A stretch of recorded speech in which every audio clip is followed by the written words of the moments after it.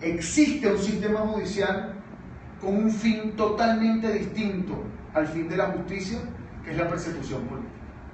Les enseño este cuadro, que es el índice de Estado de Derecho del Proyecto de Justicia Mundial, donde encontramos allí en ese lugar, en ese cuadrito azul, a Venezuela. De 112 países evaluados, incluyendo Afganistán, Bolivia, etc., Venezuela está en el último lugar de Estado de Derecho. Y sin caer en eso, les digo, nuestra meta como foro penal es rescatar eso. Pero, ¿qué significa el Estado de Derecho? Porque ese es un concepto complejo. Pero se lo voy a tratar de hacer de una manera un poco más fácil o cotidiana. Y esto yo siempre pido que grabemos casi este momento, porque es importante, ¿no? Levante la mano aquí. ¿Quién de ustedes conoce a alguien, un amigo, un familiar, el amigo del amigo, o sabe de alguien cercano, relativamente cercano, que haya sido asesinado en Venezuela? Levante la mano. Esto sucede en todo el país. Y les pregunto algo a ustedes, ¿esto es normal? Pero si yo les pregunto, ¿quién de ustedes directamente ha sido víctima, por ejemplo, del robo de un celular? Pero si yo les pregunto a los mismos que hemos sido víctimas de cualquier robo de un celular, yo he sido víctima varias veces. Y he sido víctima y ya te dicen que eres un pendejo si sacas el celular caminando por la calle. Ya es algo regular que tú no puedes sacar el celular caminando por la calle porque te lo van a robar, ¿no?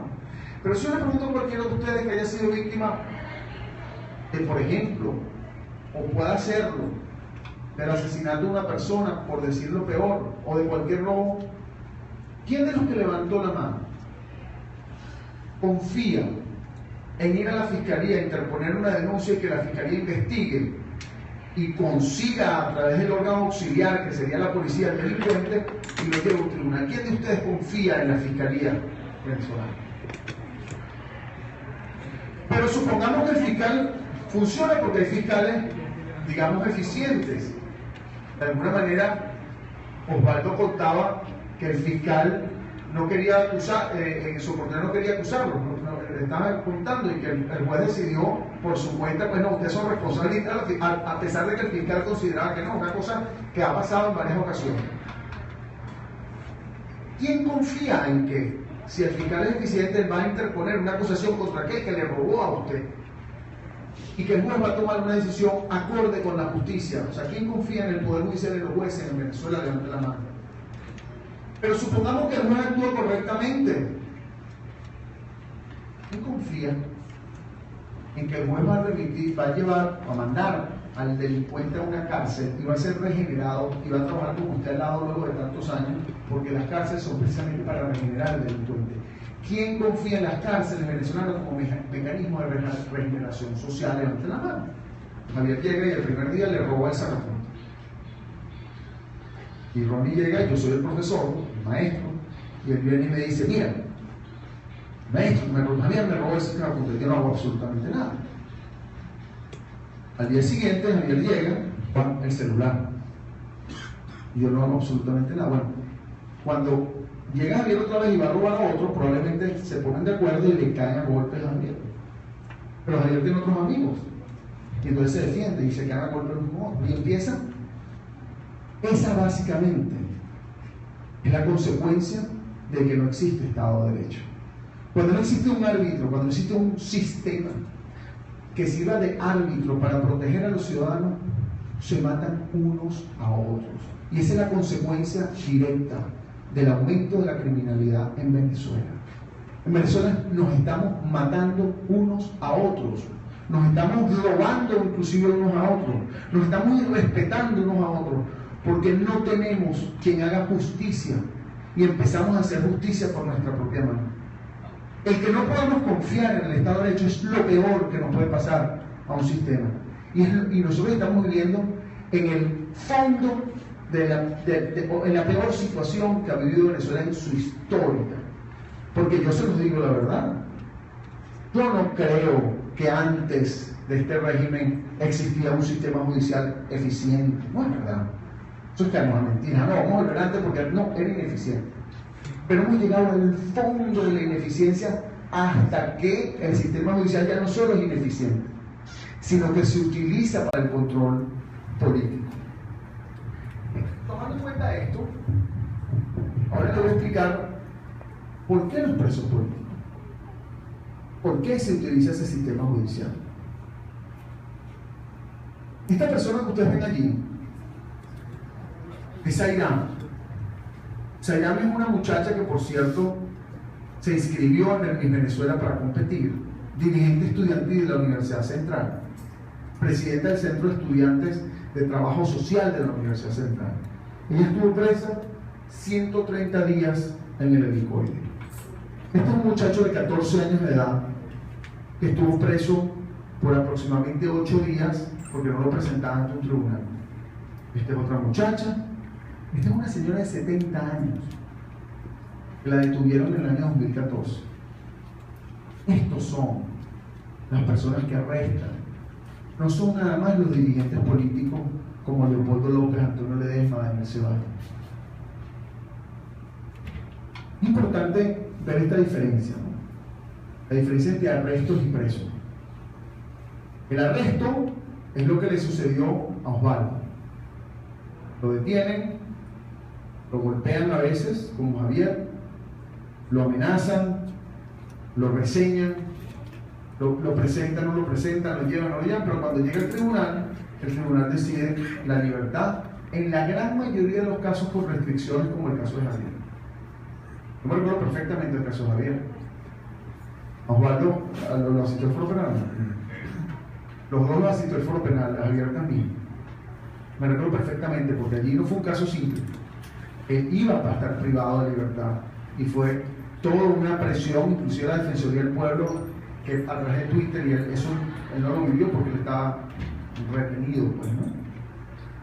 Se logró la liberación por diferentes motivos y presión social. Pero el arresto es distinto al preso, pero sufre igual, y la intimidación es similar. Pero dentro de los presos se encuentran los detenidos y los condenados. Los detenidos son aquellas personas que tienen un proceso judicial, están siendo enjuiciadas, pero que todavía no son culpables, porque no han culminado el proceso y no han sido condenadas. En Venezuela, desde el de enero de 2014 hasta el día de hoy, hasta el 30 de octubre concretamente, ha habido 6.811 Xavier Becker y Osvaldo Rodríguez. Al día de hoy hay 109 presos políticos en Venezuela. ¿Qué quiere decir? Que son personas que al día de hoy están encerradas mientras nosotros hablando, acá, en la oscuridad del helicoide, del rodeo, de la pica, de Tocuyito. Están allí, de Ramo Verde. Ya escucho. De los 109 presos políticos, 85 son detenidos, es decir, que no están condenados, y 24 han sido condenados. Y de los condenados, existen personas como Marco Hurtado, padre de Chiquinquirá Hurtado, que se refería Ezequiel, que ya cumplieron la condena. Y cuando van a los tribunales a decirle, liberen a mi padre, dice, no, usted sabe que ahí nosotros recibimos instrucciones políticas y no nos liberan. Desde enero de 2014 ha habido personas encarceladas, detenidas por la orden de un tribunal. El número asciende a 420 hasta el día de hoy, que es el número total de presos políticos que ha tenido el presidente Maduro. Cuando llegó Chávez al poder, cuando llegó Maduro al poder, había 11 presos políticos. Solo en el 2014 se superó la cifra de 100 presos políticos con Maduro. Ahora, ¿por qué les hablo de todos estos números? Porque cuando hablamos de presos políticos, no nos referimos nada más a las personas que están encarceladas al día de hoy. Nos referimos a las personas que han sido encarceladas, o debemos entender, y que salen, que es lo que nosotros llamamos el efecto puerta giratoria. Mientras unos salen, otros entran. Ejemplo: Francisco Márquez, dirigente de Voluntad Popular, es un preso político, detenido por 4 meses en Cojedes por supuesta legitimación de capitales cuando llevaba un dinero para apoyar la recolección de firmas del referéndum revocatorio, conjuntamente con otra persona que se llama Gabriel San Miguel. El mismo día que fue liberado por la supuesta negociación de Rodríguez Zapatero, que fue hace aproximadamente un mes, luego de 4 meses preso, ese mismo día fue encarcelado en el mismo lugar de reclusión José Vicente García, concejal de Voluntad Popular del estado Táchira, San Cristóbal. Mientras sacan a uno, encarcelan a otro. Les voy a explicar qué significa eso y por qué lo hacen. ¿Es casual o no es casual? Fíjense, este es el efecto puerta giratoria que denominamos nosotros, que en este gráfico se ve. Van colocando presas personas, pero siempre se mantiene más o menos un número entre 80 y 100. Entonces, cuando tú hablas de 100 presos políticos, 80, internacionalmente, no es una cifra tan alta. Pero cuando tú entiendes que son 6.811 arrestos que se han producido, personas que entran y se liberan, la cifra es excesivamente alta. Y el gobierno trabaja con cada una de las clases sociales que están presas allí.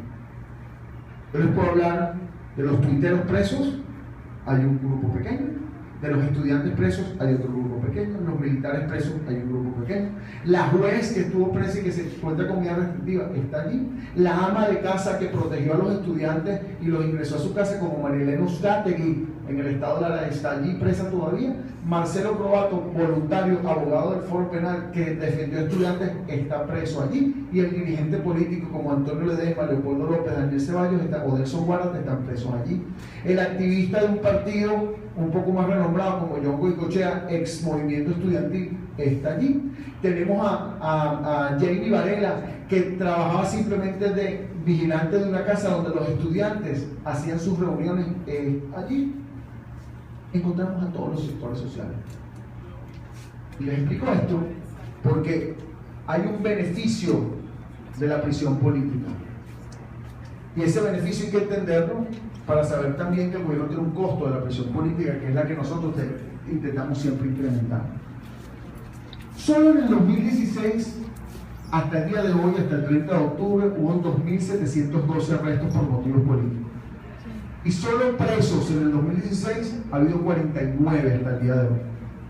¿Por qué les presento esto? Para hacer una comparación y hablar un poco del diálogo y el sentido de la prisión y de lo que nosotros llamamos el uso de los presos políticos como fichas de negociación.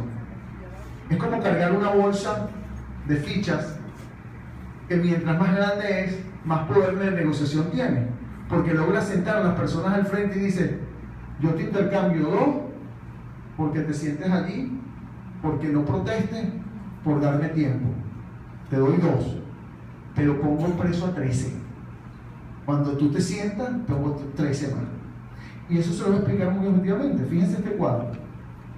El morado es el número de arrestos por motivos políticos en el 2016.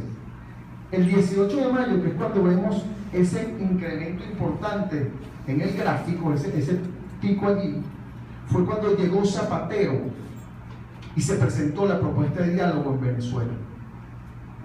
Si comparamos hasta el día de hoy, 2.712, 5 meses hasta mayo, 5 meses hasta octubre, vamos a ver que antes de que comenzó la protesta de diálogo, el número de arrestos por motivos políticos del total de 2.712 era 322.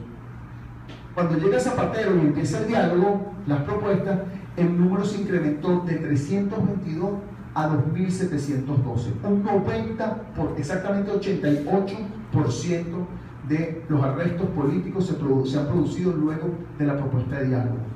Los 49 presos políticos que hay hasta el día de hoy, antes de la propuesta de diálogo que llegó Zapatero y se presentaron en el Palacio de Miraflores y dijeron que el diálogo iba a proceder, se han producido 3 presos políticos en el 2016. Y el restante de los 49 presos políticos, es decir, 46, se produjeron luego de la propuesta de diálogo. para un total al día de hoy de 109, que no son los mismos 109 hoy, de ayer, ni antes de ayer. Son rotándose. Cuando se plantea que en Venezuela el diálogo había logrado la liberación de 4 o 5 personas recientemente, que fueron Marcos Trejo, Andrés Moreno, Coromoto Rodríguez y Carlos Melo, lo incluimos aunque no era preso político real porque tenía libertad bajo fianza y lo que estaba cumpliéndose las condiciones, que realmente son 3, pero sumamos que son 4, pues, que se logró el diálogo. Un día Andrés León no había, eso es mentira, lo colocaron para establecer un número mayor y establecer un supuesto éxito, pero Andrés León había sido liberado 6 meses antes. Pero pongamos 4, pongamos 5, pues, aprovechando el engaño de Andrés León. El 26 de octubre, una semana antes, se encarceló. El 26 de octubre fue la toma de Venezuela, ¿verdad? La nominada toma de Venezuela. Solo ese día hubo 270 arrestos por motivos políticos. De esos 270 arrestos quedaron encerrados 13 personas, de los cuales son